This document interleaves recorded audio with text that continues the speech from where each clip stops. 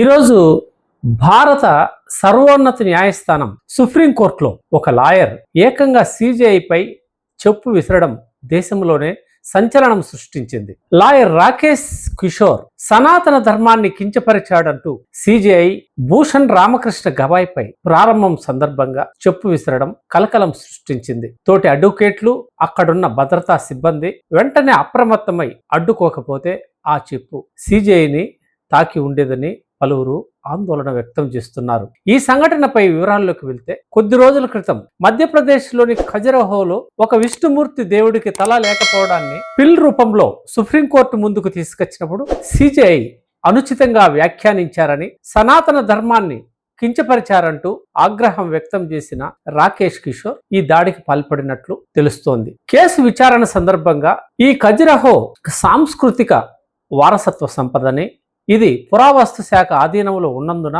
ఎటువంటి ఆదేశాలు జారీ చేయలేమని సిజేఐ బెంచ్ పిల్ను కొట్టివేసింది. అంతటితో ఆగకుండా విష్ణుమూర్తి వద్దకే వెళ్లి అడగండి, తల ఏర్పాటు చేస్తాడు అన్నట్లు వ్యంగ్యంగా సిజేఐ ఎంచడం, ఒకవేళ విష్ణుమూర్తి మీ కోరిక తీర్చుకుంటే పక్కనే ఉన్న శివుణ్ణి కూడా ఆశ్రయించాలని ఆయన సూచించడం పిటిషనర్ లాయర్కు తీవ్ర ఆగ్రహం తెప్పించింది. సిజేఐ కావాలనే సనాతన ధర్మాన్ని కించపరుస్తున్నాడనే ఆగ్రహానికి గురైన అడ్వకేట్ ఈ రోజు ఉదయం చెప్పుతో దాడికి పాల్పడడం కలకలం సృష్టించింది. రాజ్యాంగ పదవుల్లో ఉన్నవారు వ్యాఖ్యలు చేసేటప్పుడు చాలా పద్ధతిగా వ్యవహరించాలని, ఏ మతాన్ని కించపరచకూడదని ఈ సంఘటన రుజువు చేస్తోంది.